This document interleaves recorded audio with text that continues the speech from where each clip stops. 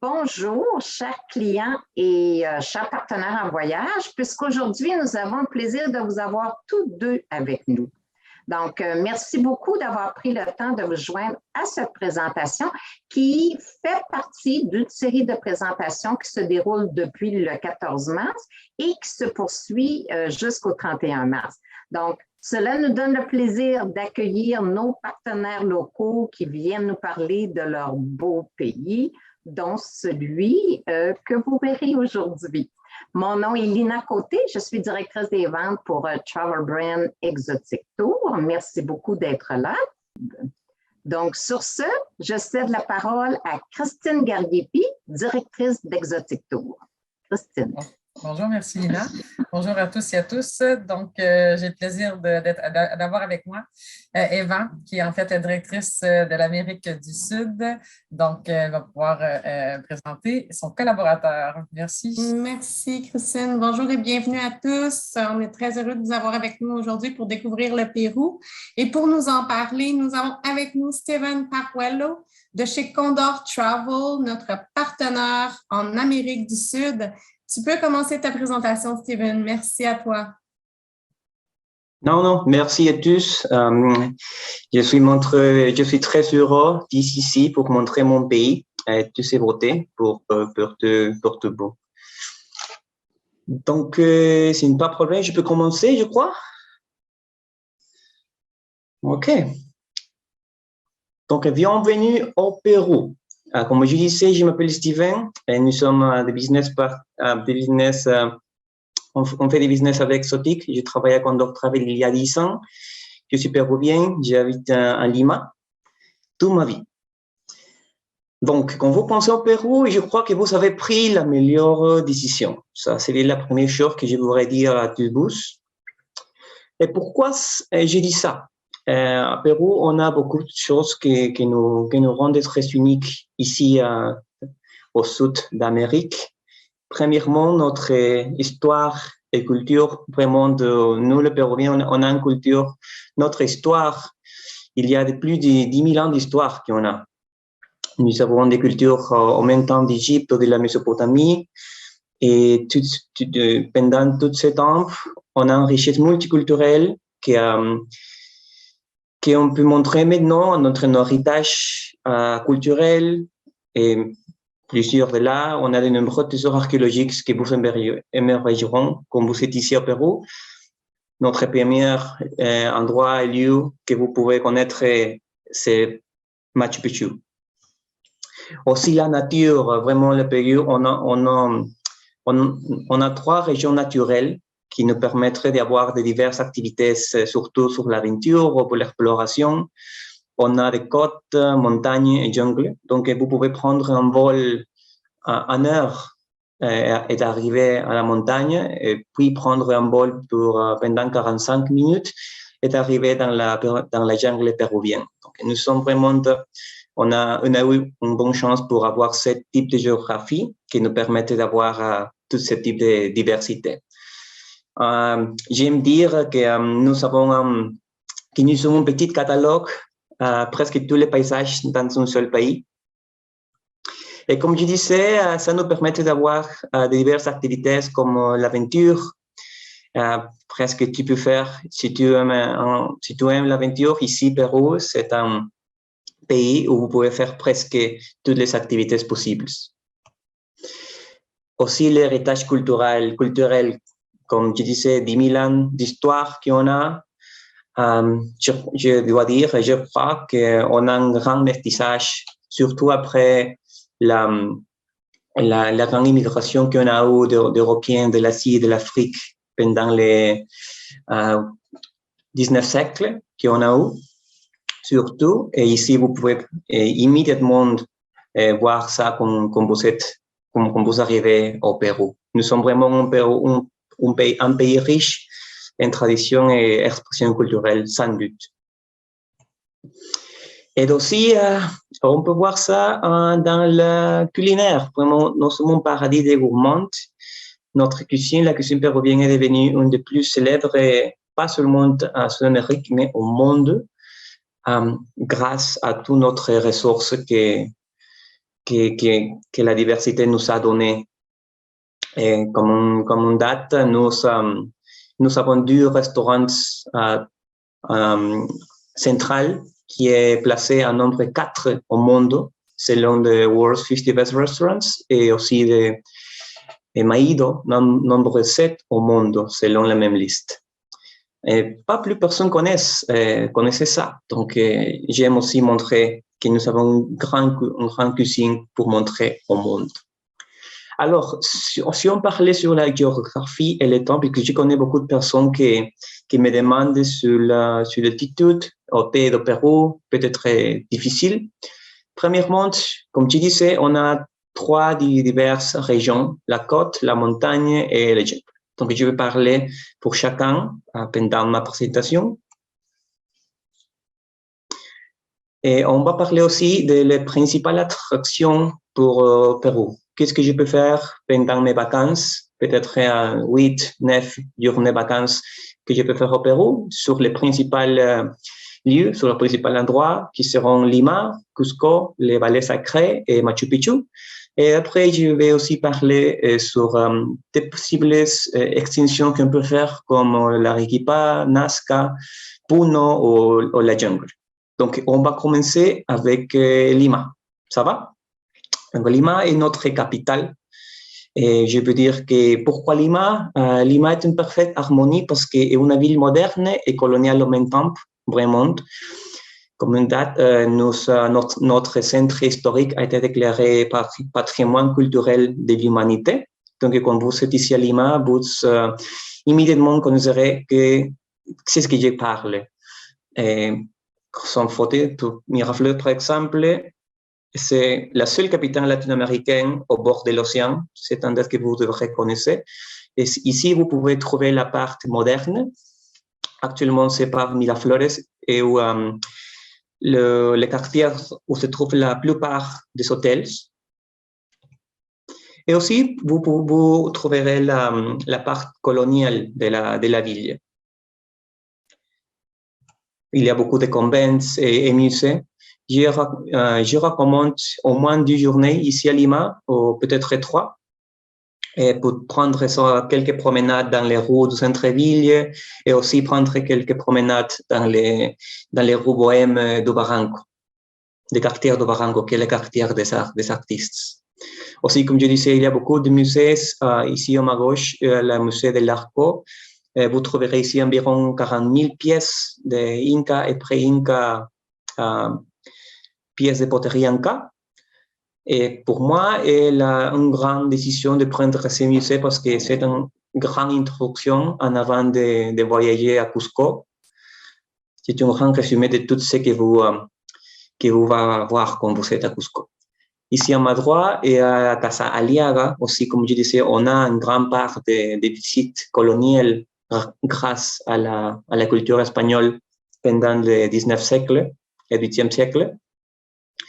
Et, par exemple, ici à Casa Aliaga, où il y a des familles qui encore habitent à ce type de maisons, à centre-ville.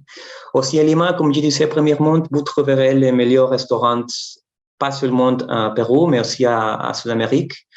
Nous sommes vraiment, on a une grande chance d'avoir tous ces restaurants et de montrer notre culinaire au monde. Et après quelques jours à Lima, on a, comme je disais, 2 ou 3 jours peut-être suffisants. Et après, on vole à Cusco, que ça va, est l'objectif de notre voyageur. Alors, pour aller à Cusco, on prend un vol 1 heure et 20 minutes. C'est pas difficile. On utilise beaucoup Latam Airlines, qui vous trouverez ici immédiatement la différence d'altitude. Il y a Lima presque à l'altitude haute de mer et à Cusco à 3400 mètres sur niveau de mer. Donc, il y a une différence. Mais pas de préoccupation parce que l'adaptation à l'altitude n'est pas un problème. J'aime dire ça parce qu'on doit faire quelque chose pour éviter le problème d'altitude, le mal d'altitude. Qu'est-ce qu'on doit faire? L'hydratation est très importante. Aussi de prendre un repas soft à l'arrivée. Et ne vous sentez pas bousculé par les autres et apportez des couches de vêtements. Si on fait toutes ces recommandations, il n'y aura pas de problème pour vous avec l'altitude. Alors, pourquoi Cusco? Comme je disais, premièrement, pourquoi Lima? Alors, pourquoi Cusco? L'exploration, si vous êtes un explorateur, Cusco vraiment est l'endroit pour vous, parce que vous pouvez venir ici et découvrir des mystérieuses terrasses, comme vous pouvez voir ici, Moray, Inca Terraces. C'est un endroit qui encore est utilisé, qui encore interroge les archéologues sur son utilisé. Et aussi, vous pouvez trouver la mine de sel du Maras, qui sont des mines qui ont été toujours utilisées par les locaux et aussi pour les Incas jusqu'au XIVe siècle. Et ils sont faits de hauts de montagne, par exemple. Et aussi, vous pouvez explorer des grands marchés locaux pour faire des shopping sans problème. La forteresse Inca de Ollantaytambo, encore qui est debout jusqu'à nos jours, et avec la vie locale à Sabas, comme vous pouvez voir ici. Ce sont photos ici de les terrasses que j'ai montrées premièrement. Pourquoi Cusco? Pour la authenticité. C'est vraiment très important de partager avec les locaux des communautés qui sont très, très amicaux pour recevoir des voyageurs. Je vous recommande toujours de vous rester au moins une journée avec eux et partager quelques repas. Aussi, vous pouvez loger à ces maisons. Pas de problème d'avoir des surveilles des étoiles pendant la nuit. Et pour vous connaître avec notre tradition et notre richesse culturelle, c'est un must. Quelque chose qu'on doit vraiment faire. L'aventure, comme je disais au début, Cusco surtout est un paradis pour les aventures. Vous pouvez pratiquement faire tout ce que vous voulez, toutes sortes d'expériences. Particulièrement, j'aime beaucoup de hiking, de randonnées dans les montagnes. Mais aussi, vous pouvez faire des rafting, biking, kayaking, sans problème.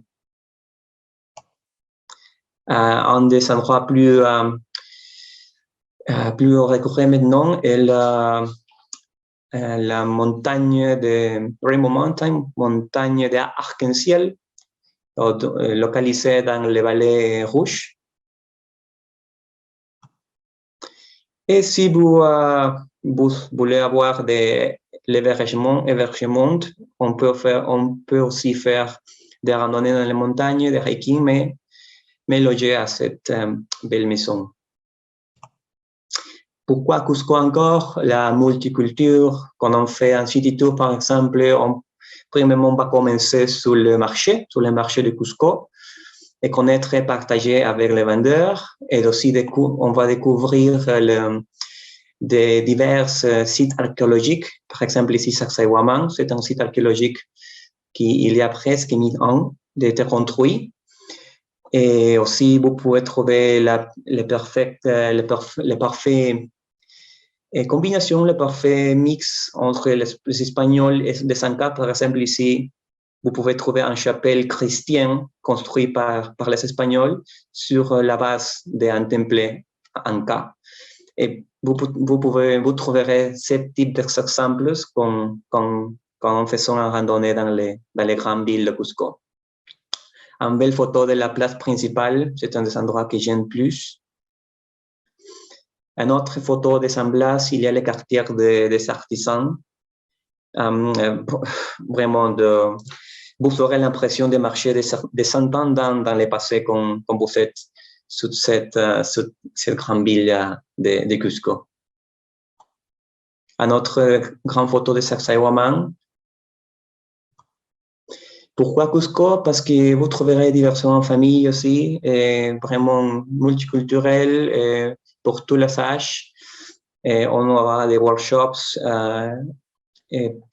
avec des artisans, aussi des culinaires workshops liés à notre culinaire, aux workshops de chocolat ou aussi je s'appelle le mot en français, de weaving, que vous pouvez faire quand vous êtes à Cusco. Et Cusco est vraiment une ville merveilleuse à la nuit. Vraiment, j'aime beaucoup Cusco encore plus quand est nuit. Est vraiment spectaculaire comme vous êtes ici. Il y a aussi des grands restaurants que vous trouverez dans la nuit à Cusco. Et si vous aimez faire des observations des étoiles, il y a un bel planétarium jusqu'à 15 minutes de centre-ville où vous pouvez aller et avoir différentes expériences. Aussi, Machu Picchu, il n'y a pas beaucoup de monde que je peux dire dans Machu Picchu. Peut-être que ça est la raison pour laquelle plusieurs de vous sont ici maintenant et la raison pour laquelle presque toutes les voyageurs qu'on a viennent ici au Pérou. Machu Picchu est un patrimoine mondial de l'UNESCO et une des 7 nouvelles merveilles du monde. Donc, il n'y a pas beaucoup de plus que je peux dire de Machu Picchu. Vous devez venir ici et connaître pour vous-même. Mais la question que j'ai beaucoup est comment y aller au Machu Picchu. Premièrement, vous devrez loger à Cusco et d'après, vous devrez prendre un train. On a des différentes classes touristiques aussi de luxe. Mais j'aime beaucoup faire une petite randonnée au Machu Picchu. On a la chance, on a une façon amusante et courte de faire Machu Picchu. Et c'est une randonnée de 7 heures presque. Selon votre rythme, ça va. Mais la meilleure partie est qu'on va traverser des bels paysages jusqu'à la rivière, jusqu'à la montagne pour arriver à Machu Picchu. Pour moi, vraiment, c'est la meilleure forme de visite, la meilleure façon de visiter Machu Picchu. Et si vous avez encore plus temps, vous pouvez faire les chemins d'Anka pour 4 journées et 3 nuits. Ça va tout en campagne, mais si vous avez, comme je dis, le temps suffisant et le physique suffisant pour faire ce type de hiking, je vous recommander sans doute. Donc, on a fait déjà 8 journées, 7 nuits programme. Comme je disais, d'une nuit à Lima peut être suffisant, arrivée internationale. La deuxième journée, on fait une visite de la ville en Lima. À la troisième journée, on vole de Lima à Cusco. On transfère vers la vallée sacrée. On peut avoir la soirée libre. On loge 2 nuits sur les vallées sacrées. Dans les 5e journée, on va à Machu Picchu. On revient à Cusco pour 2 nuits et on a fait notre vacances pendant 8 journées et 7 nuits. Mais si on a beaucoup de temps pour profiter, on peut faire des extensions. Par exemple, la ligne de Nazca, ce sont des lignes célèbres qui, je crois, interrogent encore le monde des sources et origines. Il y en a qui rapportent cela encore aux extraterrestres, mais je pensais qu'ils ont été fabriqués par notre ancêtre prémonte. Ce sont des figures géantes dans les déserts de Nazca qui ont été immobiles pendant des centaines d'années et restent encore.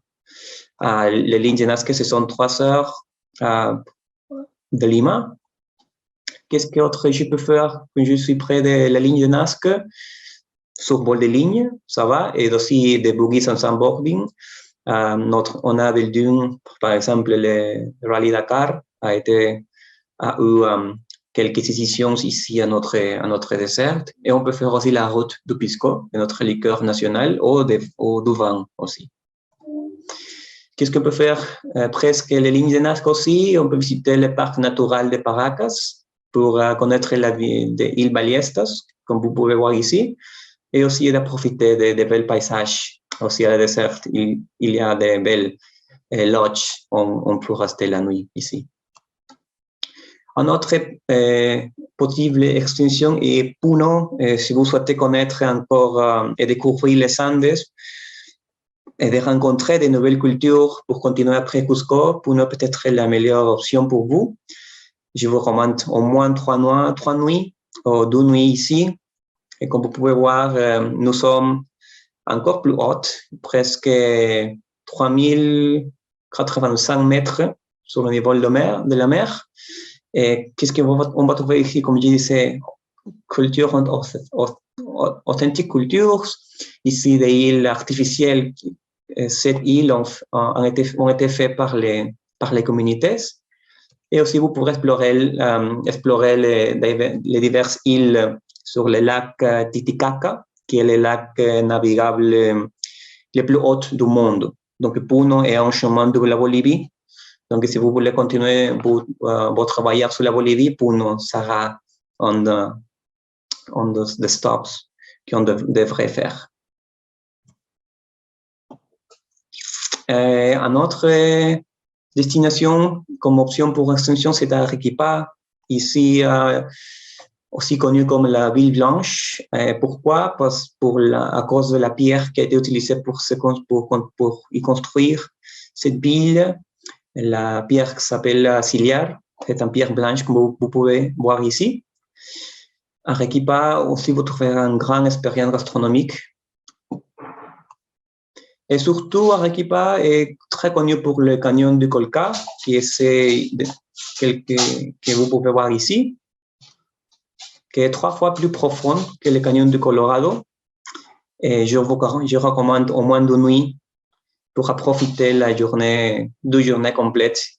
Et aussi, vous aurez la chance de voir le vol du roi Condor, presque 5 du matin, pour connaître le condor, c'est un oiseau géant de presque 3 mètres de long avec les ailes ouvertes. C'est un show merveilleux si vous avez la chance de voir cette belle oiseau dans les canyons. Et dans notre extension est l'Amazon péruvien. Bien sûr, c'est un des endroits que j'aime plus, c'est une des régions que j'aime plus ici à mon pays. Je peux dire qu'on a 2 régions de la selva. Au nord, c'est Iquitos, qui est préféré pour les croisières, à cause qu'à Iquitos est où les rivières Amazon est née. Et nord et à ouest, on va trouver les meilleurs lodges ici, dans la forêt. Notre forêt est vraiment un paradis d'observation des oiseaux. En Pérou, lié à la Colombie, un nombre d'espèces d'oiseaux.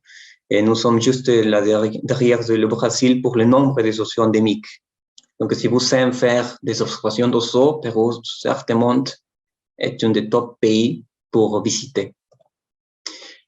Des activités qu'on peut faire dans la jungle, système de sentières, palmettes, vous pouvez explorer les fleuves de nuit, la rivière crépuscule, jardin botanique, les chairs d'argile, que c'est un des moments que j'aimais le plus quand je suis à Puerto Maldonado, la partie ouest, comme je disais. Vous devrez être réveillé au moins 4 heures matin pour voir des centenaires d'argile volées dans les flumes de l'Amazonie. Aussi, la promenade dans la canopée, j'ai aimé cette activité, surtout pour voir des observations des oiseaux. Et comme je disais, premièrement, des croisières. Les croisières se sont faites à la partie nord de notre forêt, l'Amazonie, sur le parc national du Pacaya-Samiria. On va trouver beaucoup de communautés indigènes et faunes. Et je vous recommande d'avoir un itinéraire, si vous prenez en croisière, au moins de 4 journées jusqu'à 8 journées si vous avez du temps. Qu'est-ce que vous pouvez faire? Excursion vers un yole. Je voulais dire aussi que nous, comme un pays, nous avons gagné un prix pour les meilleures destinations pour croisière au monde l'année dernière. Donc, si vous avez des passagers qui aiment de faire ce type de voyage, qu'est-ce qu'on peut faire? Kayaking. Imaginez faire ça sur les forêts péruviennes. Aussi, vous aurez la chance de connaître, de découvrir les dauphins roses. Et je crois que j'ai fini. Donc, j'ai vraiment Bon, je vous remercie tous vous d'être venus aujourd'hui. J'espère vraiment de tout mon cœur que maintenant vous êtes tous encore plus enthousiastes à l'idée de visiter mon pays. Nous sommes vraiment ouverts pour visiteurs. Nous sommes justement en attente de vous. Donc, très merci à tous.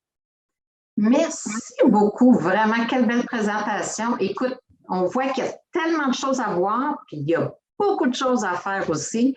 Vraiment, tu nous as donné le goût. Tu sais qu'ici, on est en préparation des vacances de toute façon, printanière, estivale, automnale. C'est le temps, là. Les gens sont en train de préparer leurs vacances. Je suis assurée que tu as donné le goût à plein de gens, définitivement. Donc, chers clients et chers agents de voyage, vous pouvez avoir accès à toute notre programmation en vous rendant sur notre site www.exotictour.com. Vous aurez accès à la brochure électronique, mais sachez que notre site web comme tel complémente la brochure électronique. Donc, allez sur Destination, allez cliquer sur le Pérou pour voir aussi les offres de possibilités de prolongation aussi qui existent, la programmation complète, les itinéraires détaillés. On vous invite aussi à nous suivre sur nos canaux de médias sociaux. Donc, on publie régulièrement différentes promotions, des offres, des nouveautés. Vous n'avez qu'à rechercher Exotic Tour pour Facebook et Instagram. Bien entendu, je vous ai parlé de la chaîne YouTube, donc assurez-vous d'aller vous inscrire à notre chaîne YouTube aussi. Merci beaucoup à tous. Merci Stéphane, merci beaucoup. Merci. Merci à nos clients, merci à nos partenaires en voyage. Donc, assurez-vous d'aller regarder à nouveau la cédule. Il reste encore quelques présentations. Allez aussi voir le lien anglophone parce qu'il y a certaines présentations qui sont présentées uniquement en anglais. Fait qu'il y aurait peut-être des petites choses que vous aimeriez voir, mais c'est certain, rajoutez le Pérou sur votre bucket list. Merci beaucoup. Merci au revoir à tous. Merci. Au revoir. Au revoir. Merci.